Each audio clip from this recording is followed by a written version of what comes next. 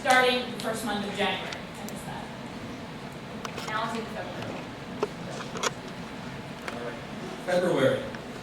Neighborhoods is the first of the 9 planning elements that we're going to talk about tonight. This element focuses on the components of healthy neighborhoods: community facilities, commercial corridors, transit-oriented development, access to healthy food, and housing choice.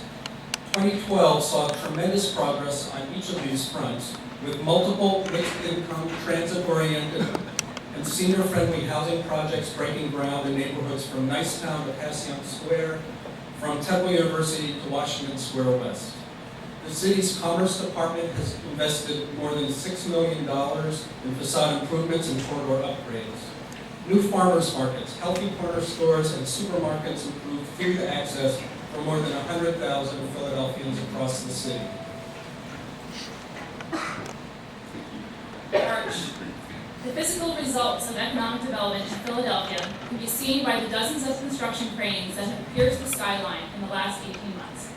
Close to $3 billion in construction projects are ongoing, with major concentrations in multifamily, rental, residential, and mixed-use buildings, university, housing, and academic projects, and hotels. The Navy Yard will exceed 10,000 employees next month, and it's building its first hotel. Also, some incremental but critical advances in tax reforms and a new public-private seed fund for startups are other promising programs bringing new attention and jobs to the city. April. We've made great progress in 2012 on land management, which is really an incredibly complicated issue. The Philadelphia Redevelopment Authority launched Philly Landworks, consolidating information on nearly all city-owned land in a single online point of access. An early result is that nearly 2,000 expressions of interest from prospective buyers. And even better, we think, is that the city's new land disposition policy encourages compliance with citywide planning goals, such as those in Philadelphia 2035. A new mayor's task force on city facilities began its work with an August 2013 deadline for recommendations on asset consolidation and disposition and other topics like city leases and utility payments. May. This month focuses on the tremendous work of zoning code implementation during 2012 and the ongoing steps to turn policy and regulation into action and investment. Last year can be remembered as the year of zoning code training field. Over 450 people were trained on the simpler, friendlier zoning code through CPI, that's Citizen Planning Institute, led workshops and seminars. In June, we're focusing on the fourth element, which is transportation. SEPTA completed dozens of federal stimulus-funded state-of-good repair projects on time and on budget. Last year, ridership on that transit system reached a 23-year high, which we think is really incredibly significant. September of this year will see the launch of a new payment technology on city transit routes.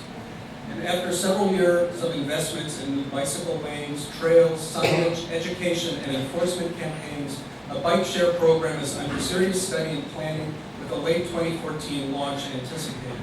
Multi-billion-dollar efforts to revive 95, our important interstate highway connection to the Northeast Corridor, and to expand the international airport and continue to move forward. July. Utilities is an important topic in the month of July, and Greenworks' ambitious targets keeps us moving towards a greener city. We continue to chip away at our overall consumption with a number of great initiatives. 8,000 homes underwent weatherizations in the past 2 years. SEPTA installed new technology that actually collects and redistributes the energy of braking trains. I think that seems pretty cool. And we're in the middle of energy retrofits of some of the city's biggest buildings, including the City Planning Commission's very own One Broadway building. August, as we wind down the summer months, our minds head back to school, and for us, that's our Citizens Planning Institute. We're so proud of our educational and outreach honor. Tonight will join us in honoring the 5th graduating class which will bring the total to 145 citizen planners from 85 neighborhoods across all corners of the city. As Danielle mentioned, the CPI also provided much-needed training to city employees, developers, architects, lawyers, and others about our new zoning code. We're really thrilled at how much the program has grown, and we're really looking forward to its continued expansion into the years ahead. September. It's been a banner couple of years for open space in Philadelphia, with new parks of all kinds opening, including neighborhood parks like Hawthorne and waterfront parks like Graceberry Crescent on the Schuylkill and Lardner's Point on the Delaware. There are existing spaces that received or are undergoing major renovations, like Sister Cities and Dilworth Plaza. And our trail system continues to grow by leaps and bounds, with about 7 miles of trail currently under construction. Several Green 2015 projects are teed up to bring green to asphalt school play yards and rec center sites. October, good news about environmental resources. The city leads the region in greenhouse gas emissions. That is, our emissions are the lowest. We've also seen total vehicle miles traveled, the official measure of automobile use, fall significantly in recent years.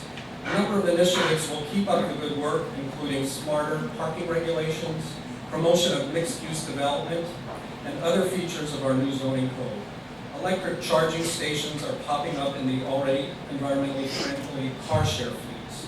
And on the topic of tree cover, the city's been able to plant about 4,000 new trees through new programs. November. The city saw some significant wins regarding historic preservation in 2012.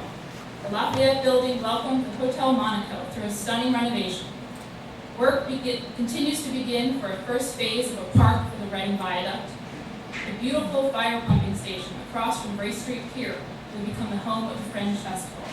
And the Fine Lorraine is once again in the hands of a developer with intentions to return it to its former glory.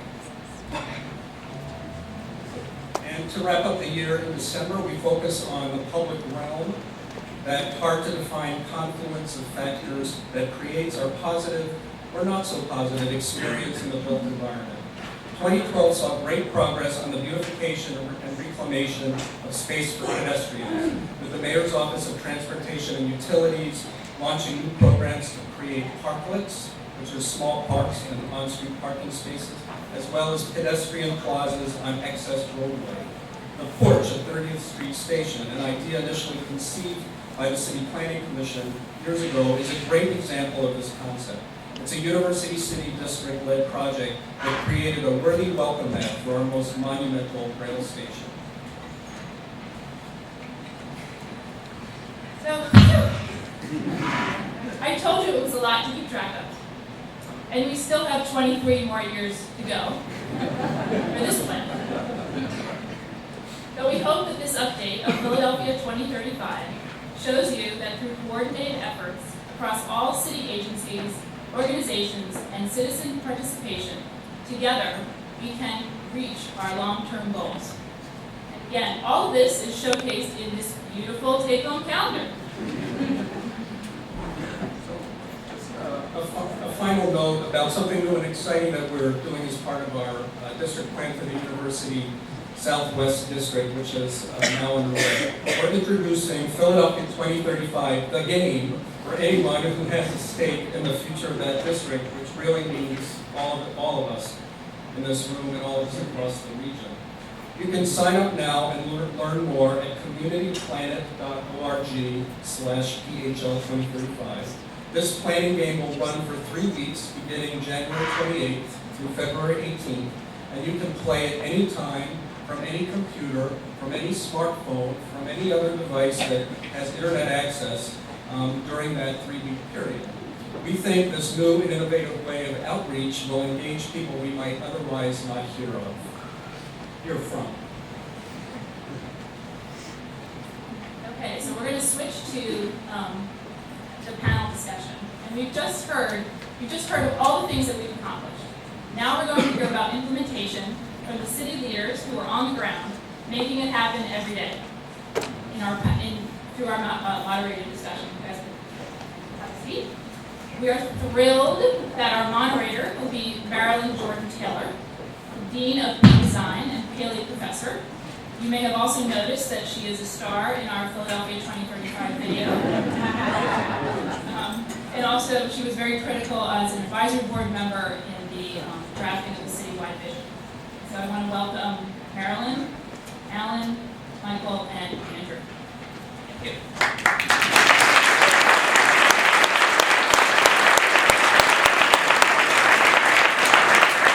Wow, what a pleasure to be here. I have been a Philadelphian for 4 whole years now, and I have to say I share your enormous sense of pride in what's happening, what's going. And I have to thank the person sitting right next to me here, because very early on you pronounced that I wasn't Philadelphian, and it's made that adjustment to being here even more fantastic and wonderful.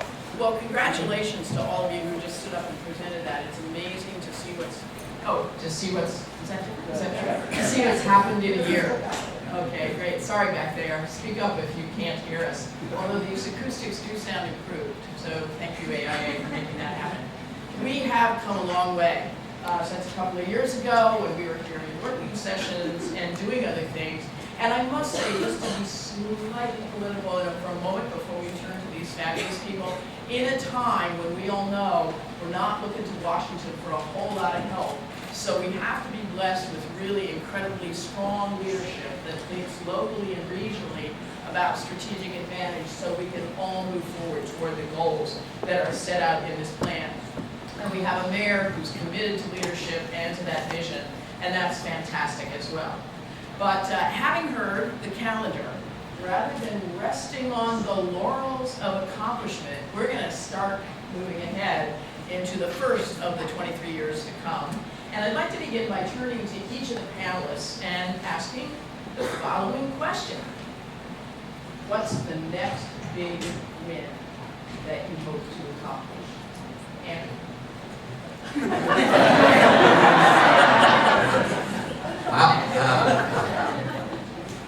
I'll do a short-term win and a long-term win. I think a short-term win, something we hope to accomplish within the next few years, is bringing bike share to Philadelphia. Bike share is fast becoming a public transit system that is essential for any thriving city. It provides affordable mobility in areas where it can be hard to get around for trips that are either too far to walk, too short, or inconvenient for transit, or where it's too hard to park. And we're going to be bringing that to Philadelphia in 2014.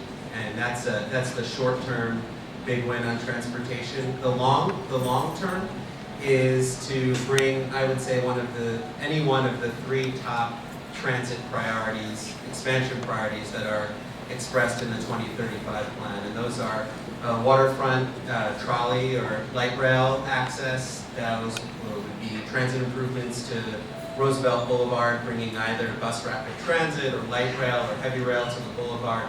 We're expanding service to the Navy Yard, extending that Broad Street line down there.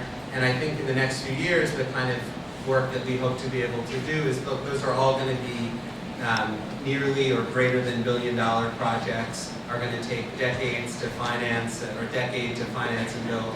What we need to do is advance planning to the next stage so they become eligible for federal funding, because we're going to need at least some help from Washington to make any of those things happen. Yeah, we need startup money for sure. Right. We need the things that make the projects realizable, and then I think there's an enormous amount that we put together, and a few other people here in this region for an MIA. Thank you very much. Mike D.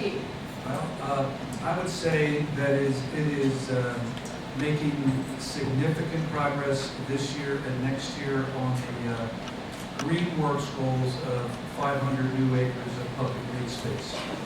I think we've done pretty well, and if we continue to track the way we've done the past year, we can come very close to that goal by the end of this administration.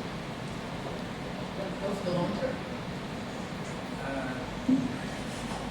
Well, I think it's sort of bringing a playing a major role as the Department of Parks and Recreation and my deputy at the library in driving the whole value and actual implementation of sustainability within our system. Well, I live off a very simple theory about what makes cities good places. And it's when they're, well, Mike's not on. How about that there? Yeah, This, yeah, there's something that's down here. If I keep my hand on it, that might work. Or better yet. Right. Is that better? Yeah, this one's a little wobbly. What I'm saying is I work on a very simple theory of what makes cities great places.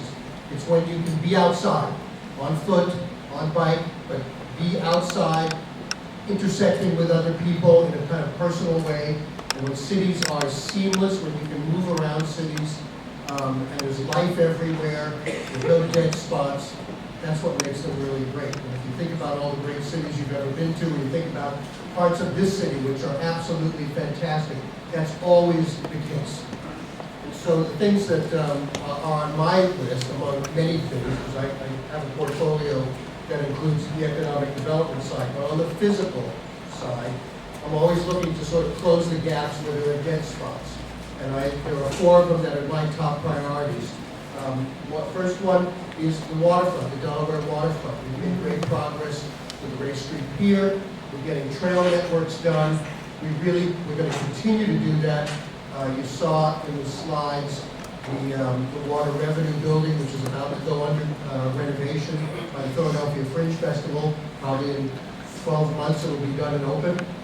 But we really want to get a major new development initiated down there as part of this enhanced public access on the waterfront. Second one is Market East. We all know about Market East. We all know about the weaknesses of Market East.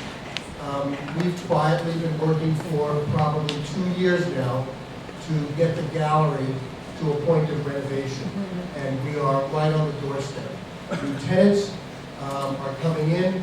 We're working with the owners of the gallery pretty much every day to straighten out what is mindlessly complex and not worth talking about here, legal issues, to get that thing under renovation, but it's our goal to get that thing under renovation and will change Market Street East.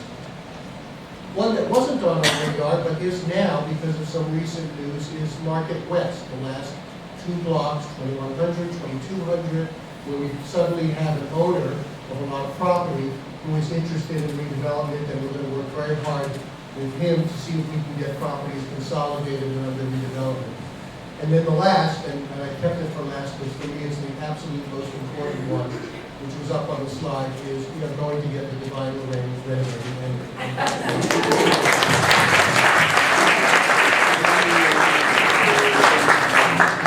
You know, I think one of the things that's tremendous and interesting is over past years, the last time Philadelphia did a plan, before Miami redid its plan, there were the planners over here and the architects over here, and we almost didn't talk the same language by intention, and it is so wonderful to see that we can have in Philadelphia 2035 a plan that is infused by 3-dimensional vision and activation that architecture brings, but not alone without thinking about the whole.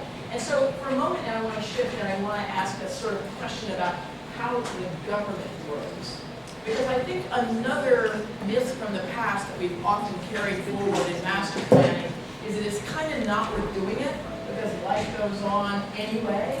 You know, development happens. Does that paper plan actually truly make a difference to day-to-day decision making?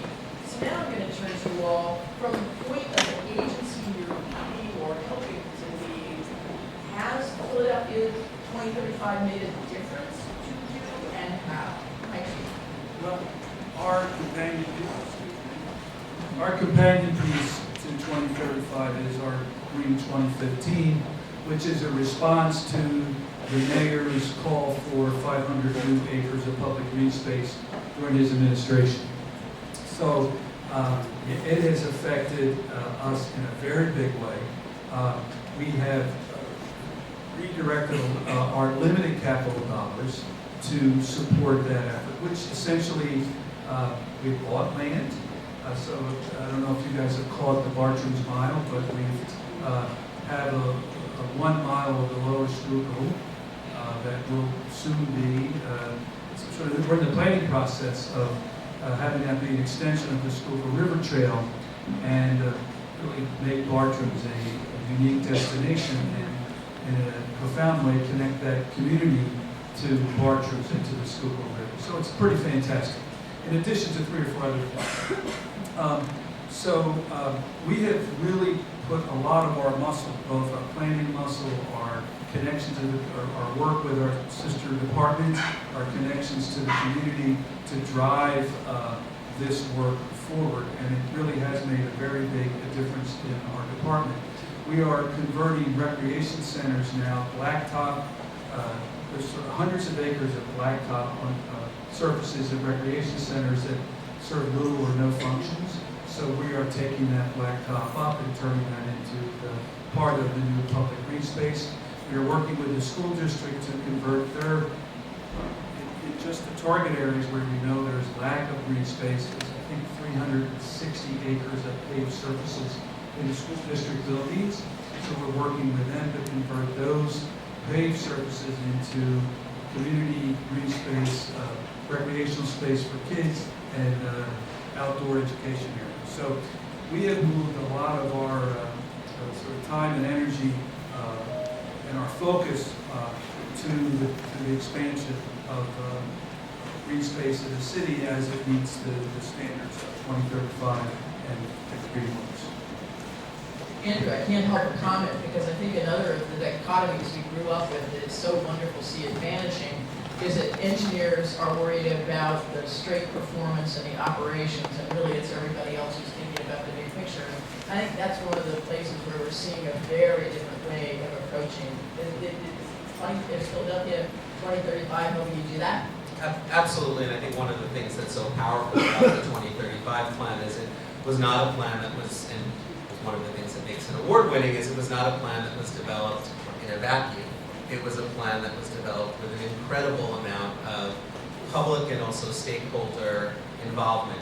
So you have a plan that's not just a plan for planning's sake, but is really a plan that reflects the priorities of all of the communities and implementers that are in the city.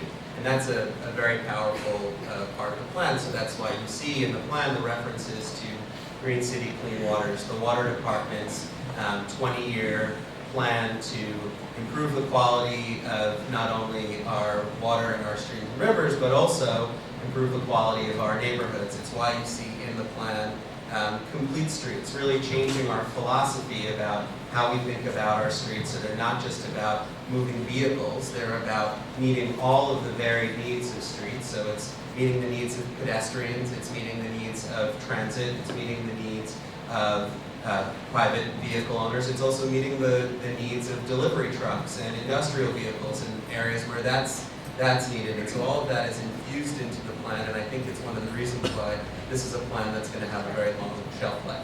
I, for one, am happy to move, even when I happen to be in a vehicle, more slowly along Pine and Spruce, so that my fellow citizens can ride bikes, which I try to do. And I feel compelled to comment, you are actually not moving more slowly. So, the data we have, I just have to do a little myth busting. I accept your diction here. Alan. If I hold this just right, I think I can make this work okay. For me, I joined this administration, I joined the administration because of mayor, but I joined the administration to see this done. And the thing that he has given me the opportunity to do is to really integrate the implementation with the planning. And so for me, the plan is not that it's everything, but the plan is sort of this great roadmap to how we get things done. And I just philosophically, but I think it has a real emotional impact. It does for me, and I hope it does for all of you. What plans, there's hundreds of recommendations in this plan, and we're going to do a lot of them. And a lot of them are going to come out just like it says in the plan, and then a whole bunch won't quite come out like it says in the plan, or we're going to find out that there's different ideas out there that are gonna cause us to revise the plan. That's all okay. The plan is not a blueprint for how everything is gonna get done. Nobody's that smart, nobody can see that smartly into the future. But what it does do, and I know the Citizens Planning Institute is so much part of this, is it builds public will to have us all believe that we can take control of the destiny of the city. That's what it's really about. It's about taking control of your city, it's about taking control of your neighborhoods, and it's about believing with your neighbors, and with our fellow Philadelphians, that there's a future that we can construct based on a value system. So for me, that's just enormously exciting. It's like turning in a gigantic ship in another direction, and I think it is really happening. So let me just, for a moment here, think about the rock hard aspects of this, or maybe the shoals or the bumps in the road that we might encounter here. We are painfully aware of the scarce resources we have now. I was asking Gary what he's doing in all of his free time, and he said working on a capital plan. What are we getting innovative here? We can't fit money. How are we gonna make this happen? Thank you, sorry. Well, I think the only way to make, there are ways certainly that government controls capital plan, certainly is one of them, but the limited resources are everywhere, at every level of government, and at private levels as well. But what we can do is seek out partnerships and pool money together. And a great example is the kind of thing that happened yesterday, and I don't know how many of you saw it, but an announcement that Goldman Sachs Foundation and Goldman Sachs Bank is putting $20 million into this area in the form of loans to small business and in the form of a free educational program to small business owners. So that's an example of a major private institution that is putting significant money into the city of Philadelphia with the cooperation of not just city agencies, but quasi-public agencies like BIDC, cooperation with the Community College of Philadelphia. And we just have to do, they're hard to do, it takes a lot of time to kind of work out how you have to all play nicely together. But when you do it, it works, and that's how we're going to get things done. Was that a nod that you'd like to add something, Andrew? Yeah, sure. So there are two things on that point. One is they're the governmental partnerships, because it's really all about partnerships when you're talking about making the best use of limited resources. So the partnership between the city and SEPTA has never been stronger, and that's all the way from the operational level, so making sure that the streets department and SEPTA are coordinating and working closely together to make sure that we're having less service disruptions, that when disruptions are coming or need to happen, they're better planned, to jointly applying for federal funds. So we're going to bring transit signal priority, which is letting lights turn green for transit vehicles, to 8 corridors in the city through a joint application. And that kind of partnership has been something that's really important and is going to have to continue if we're going to make the most with limited resources. And there's also the partnerships with the nonprofit and foundation community and how those let us access those scarce federal dollars, which are becoming increasingly competitive to get. So there was a program called TIGER, Transportation Investment Generating Economic Recovery. There was a partnership between the city, the Bicycle Coalition of Greater Philadelphia, the Pennsylvania Environmental Council, Schuylkill River Development Corporation, Parks and Rec. The list goes on and on and on, where we all work together to apply for these funds. When we were getting together to do it, we thought this is going to be a long shot. But what the U.S. Department of Transportation recognized was this was a unique partnership. There were hundreds of applications. Less than 50 were selected. We were one of them that were selected. We got $17 million to fill critical gaps in our bicycle transportation network that was on the Schuylkill River Trail, trails that are part of Parks and Rec, bike trails that are part of the Streets Department, on-street network. So that kind of partnership brought $17 million that otherwise never would have come to the city. I'm glad you mentioned that. I think that in a long and not too happy year, in terms of what was going on in Washington, or even you might want to say longer than that, I think that TIGER is just one of the programs that can say, without giving directive to localities, the federal government can incentivize the kind of win-win thinking, cross-financing opportunities that really make a difference when we're scraping and trying to put things together. My experience tells me a couple of things. Number one is any possible investor has to be impressed with two things. Number one is, even though our dollars are limited, they're on the table, they're in play, and the city's investing behind the idea. And that sort of opens up the rest of the world. Without that, I really can't get out of the gate. The second idea is that they see us working together, and so, and what's particularly powerful, I think, for us right now is our connection to the water department. So we're doing an immense amount of work with the water department all over the city, both on the street and in the parks, and in our watershed parks and our neighborhood parks and our recreation centers, just almost planting street trees. It's pretty amazing. That kind of collaboration and mixing of existing resources and then turning yourself out is a very important feature of sort of bouncing your money and leveraging it. And then I think finally it's the power of the idea. How well is the plan thought out? How creative is it? How bold is it? And does it inspire others to invest? So I think they're the three features that I think we in this administration are very proud of, how we work and then how we turn ourselves out to the outside world. You know, we always hope in panels like this we have time for some audience questions or participation, but we have another very important part of the program to move to. I'm going to turn in a minute and give each of you 30 seconds to add one more thought, but just for a moment.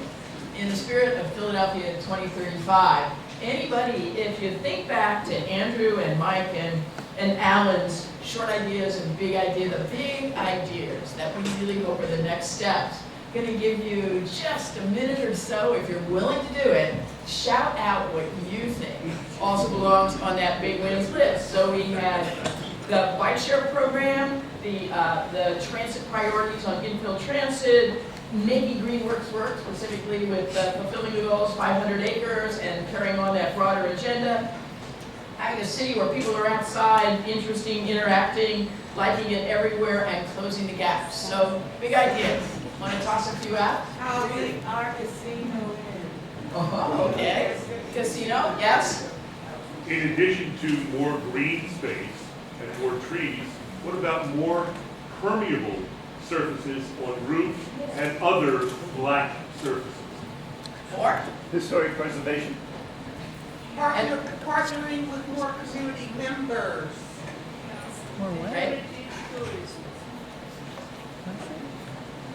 Four? It is specifically Philadelphia to hear those answers. So, wrap up thoughts? And, Alan? Just a very simple wrap up, because I actually have to wrap up again. I think, right? Yes. Yeah, okay. It's just to thank all of you for being here. I mean, this is, you know, I've been in this city for 38 years, mostly in practice, and then the last 4 in the government. And to see this kind of crowd out here consistently for planning, which sometimes can be a little dry, but it shows that this really means something to you, and that we've effectively communicated that it means something. So thank you all for being here, and I'm going to thank you, the CPI class now, and I'm going to do it again later. Again, I've been in this game for about 40 years.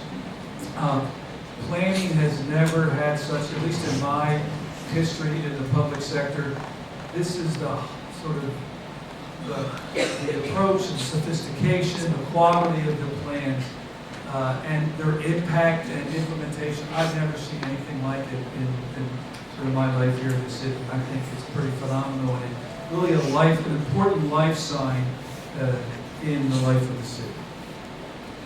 We're all here tonight because of sort of 3 large things happening. One, there was a group of people who said this kind of work needed to happen.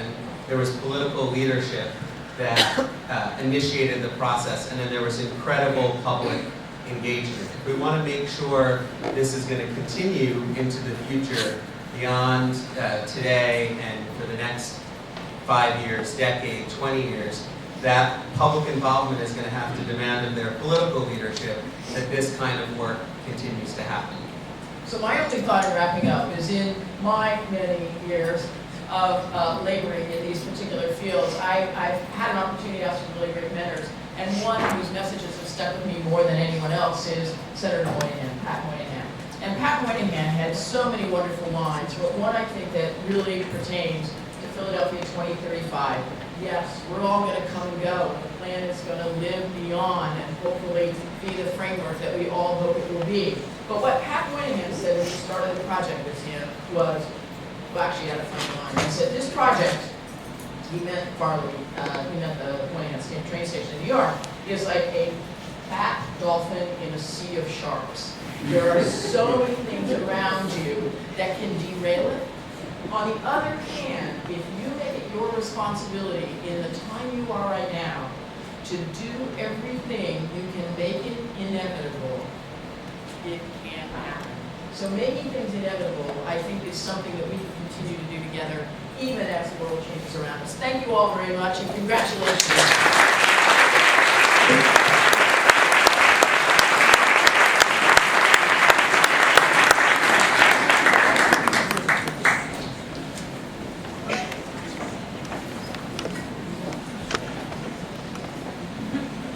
Okay, on to the next piece. You get to stand here now. This is nice.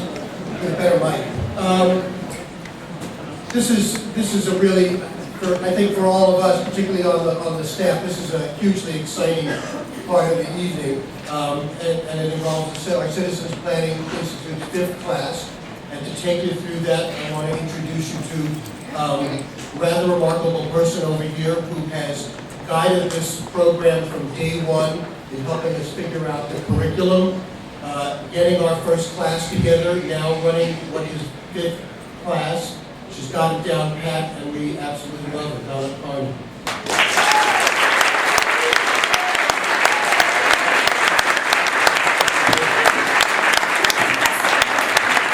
We're actually on time tonight. This is awesome. This is an amazing crowd. Thanks everybody for coming. Thank you, Ellen, and good evening. I'm really happy we keep finding ways to have these planning events, these happenings every 6 months so I can have a CPI graduation to tie it on to.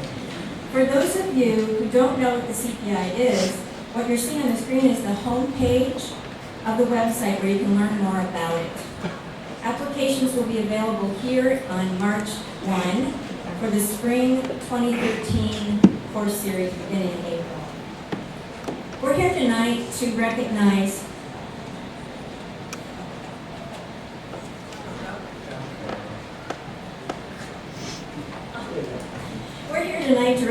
the graduates and faculty of the 5th round of courses. Tonight's graduates represent 12 of the 18 planning districts in the city and come from all walks of life. We have realtors, financial analysts, teachers, nonprofit officers, a truck driver, attorneys, program coordinators, and executive director, those enjoying retirement, and community advocates, which actually you all are. We're here to recognize them for all they do in the organizations where they live and where they work, doing the underground growth work that rarely gets recognized. So thank you, CPI graduates, for all that you do for this city. How about an applause?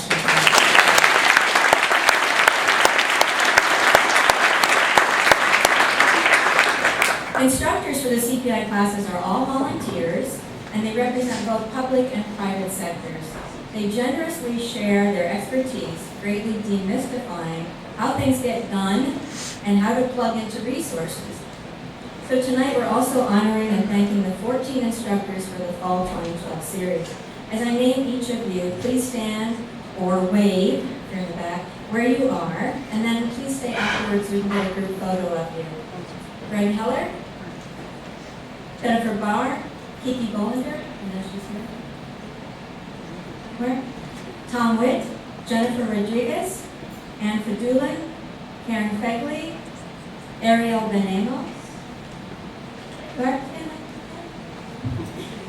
Ariel Benamos, Stephanie Kintz, she's in the Danielle Galea Pim, Jack Conweiser, Emily and Amy Doley, who helped lead our Saturday workshop. So how about a round of applause for all of them?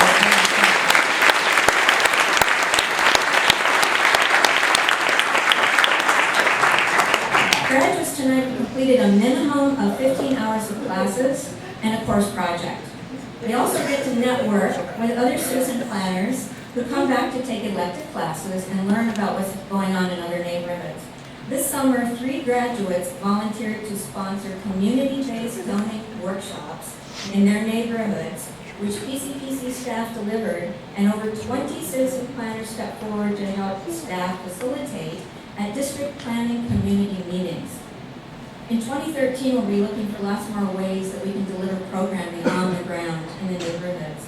I think there's a few of you here. Can previous citizen planners stand up or raise their hands that are here? So there's someone in the back. Yeah, very good.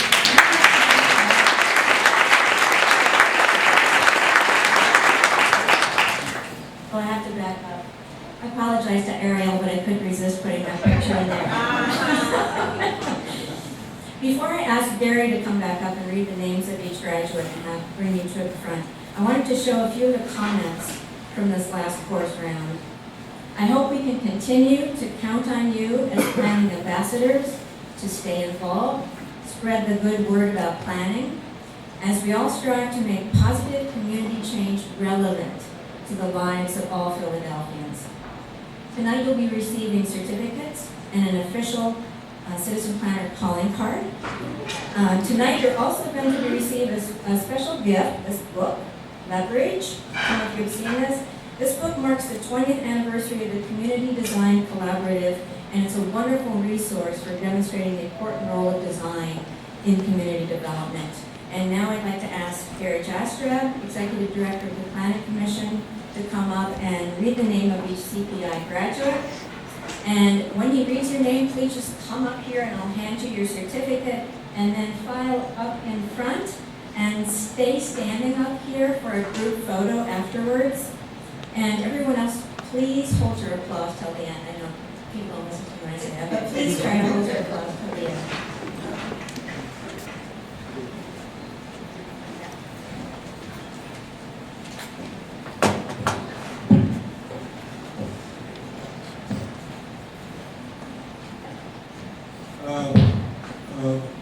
Again, I'd like to also congratulate our CPI graduates. It's a great program that Donna has coordinated, gotten into place and coordinated, and it really establishes a very important foundation for our civic outreach efforts. The first graduate is Martin Bernstein. Daniel Collins.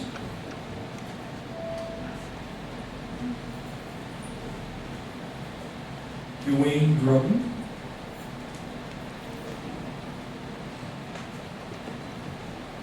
Teresa Duncan.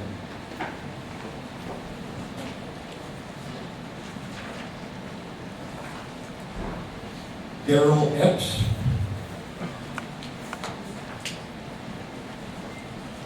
Betty Ferguson.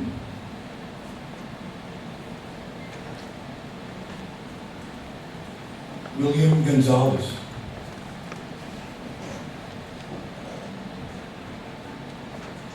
Anna Graham.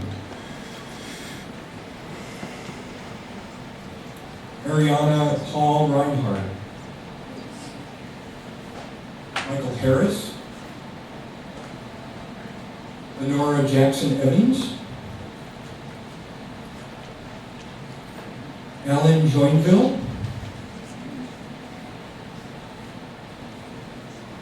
Paul Neese.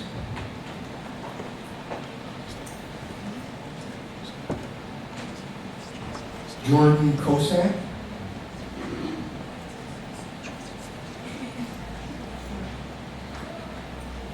Darlene Lewis.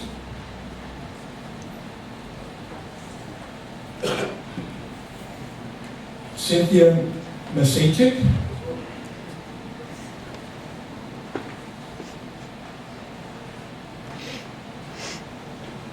Carolyn Mosley. Tracy O'Drain. Naja Park,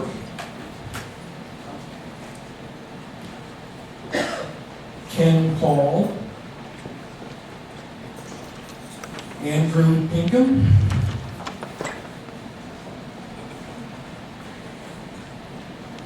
Lillian Ransom Wright, Oki Redder, Robert Rudnitsky, Francis Ryan, Vivian Van Story,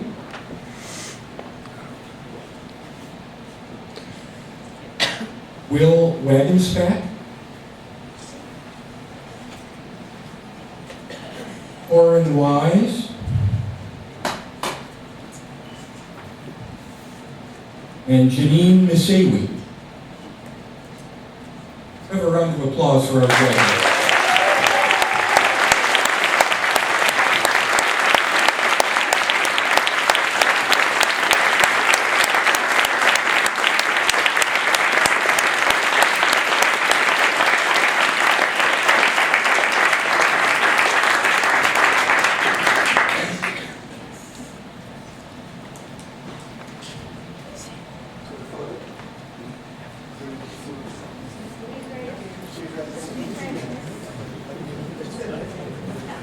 We're going to photograph.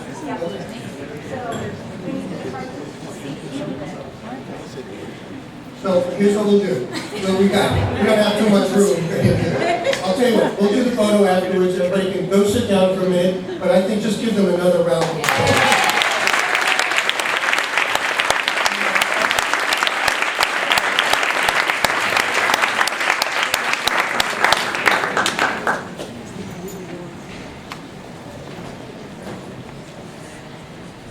God, Don, I'm all nervous now.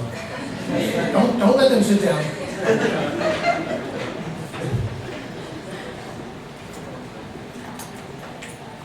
But I think, Don, we'll organize this photo better so that we can get a read, right? Keep nodding yes, thank you. I just want to thank everybody again for being here. And before I sort of close this out and we can go to reception with there's some nice goodies back there. There's a few other people that I know walked in the room late that I want to be sure to acknowledge from our zoning code commission members. And if you're here, just show yourself. Greg Pastor, straight here. Greg's over there. Also a member of our zoning board of adjustment. Don't hold that against him. He works really hard at it. John Westrom. John here? There he is in the back. And I also saw Mike Johns walk in the room somewhere. Also back there. Thank you, guys. A little round of applause for you.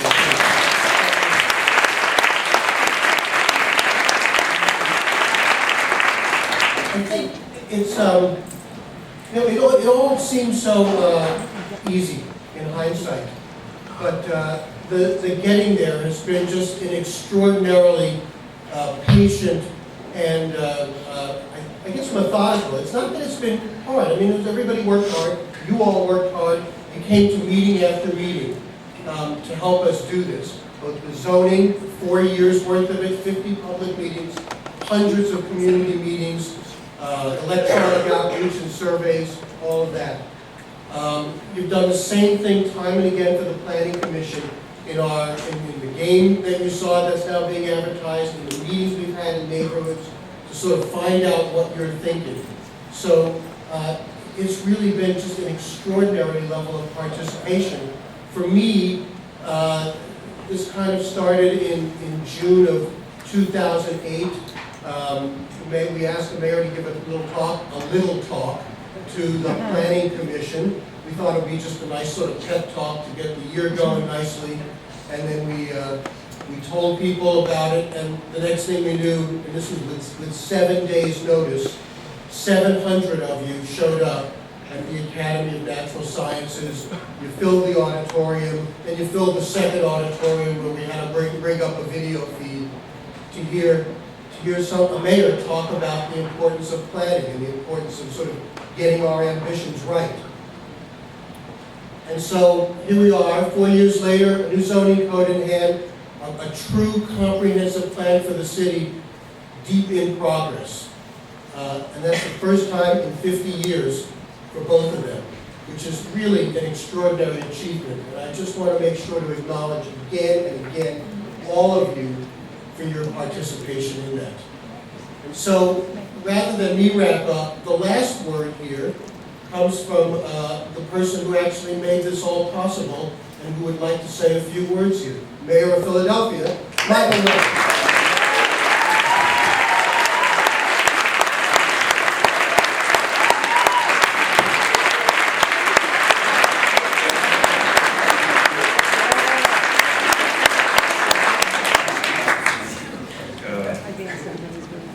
Better be so. Come down the aisles. Alan, thank you very, very much. I don't know where we are in the whole scheme of things, other than probably at the end. Folks are blowing up the phone. Are you coming? Are you coming? So, but no, I had to get here. Sorry, I'm a little late. I was just on Reverend Al Sharpton's show talking about gun violence in this country and trying to get some sensible gun regulations so we can protect our children and all of you in this city and all across the United States of America. And young man right there. Now, I got to give you a lot of props, because there are a lot of places you could be.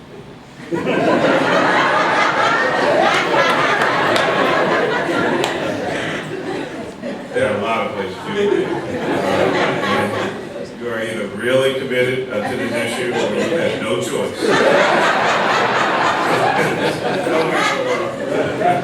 This kind of meeting when I was, must be about what, 11, 12, 13? This is another exciting moment for us. I could not have been happier. I guess we got the news yesterday about American Planning Association award, and not just for the code, which probably possibly could have given it to us for that, but it was the whole process.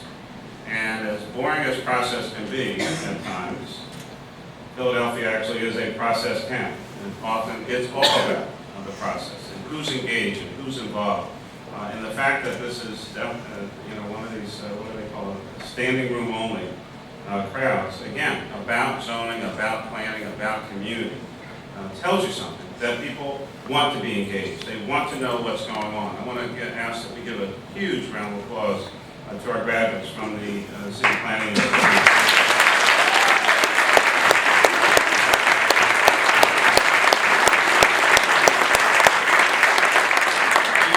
You don't have to do these kinds of things. You want to do them. The city government wants to offer them. We should have been offering something like this a long, long time ago.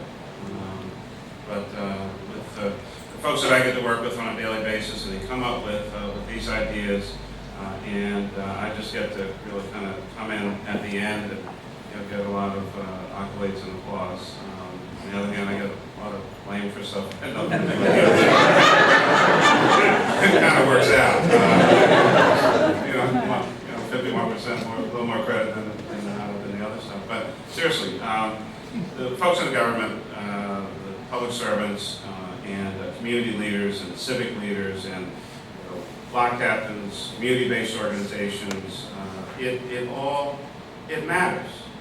I mean, this is what a city is about, that you can, have a zoning code. And I know all of you keep one right by your bedside. And read it on a regular basis. I mean, this is some of the most riveting stuff. I saw the calendar, I saw new zoning classifications. I've only gotten halfway through. The whole thing, but I mean, classifications I've never heard of, I've never seen.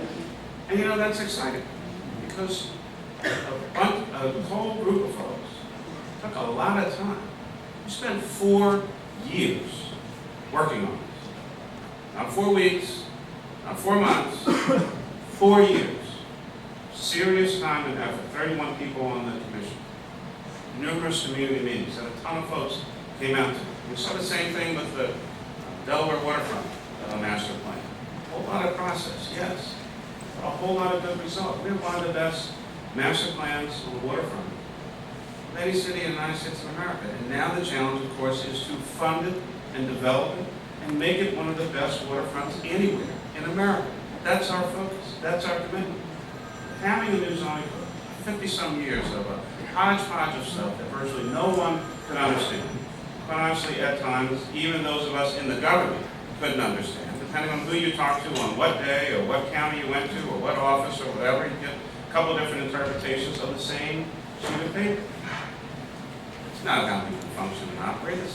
Doesn't give clarity, confidence to you as citizens. Same for those who might want to build something. I often said when I was a member of city council, and I recall when I was running, you should actually be able to develop your project within your own lifetime. It's not something you should have to hand down. Well, I had these plans, and I worked on them for about 15 years, and I got close, but, son, daughter, I'm going to pass this development project on to you, and maybe you can do it. And your grandchildren will benefit from it. I mean, that's insane. So you have to have clarity, and everyone has to know what the rules are. And it shouldn't matter who you are, or who you know, or anything else. Here are the rules, play by the rules, community gets noticed, developers get some sense of clarity in the process, and how long is it going to take. It should be somewhere between tomorrow and forever. There's a date somewhere in the middle of it that says we get good notice and some input, and we get to talk about it, and then at some point it's over, and we move forward. And so I'm very, very proud of the entire, I made a commitment when I came that we would restore, many, many years ago, people talked about the City Planning Commission of the City of Philadelphia as the best planning body in the United States of America. And that's the standard that I wanted, and quite honestly, with this award from the American Planning Association, I think we're back on the map. We have one of the best planning organizations anywhere.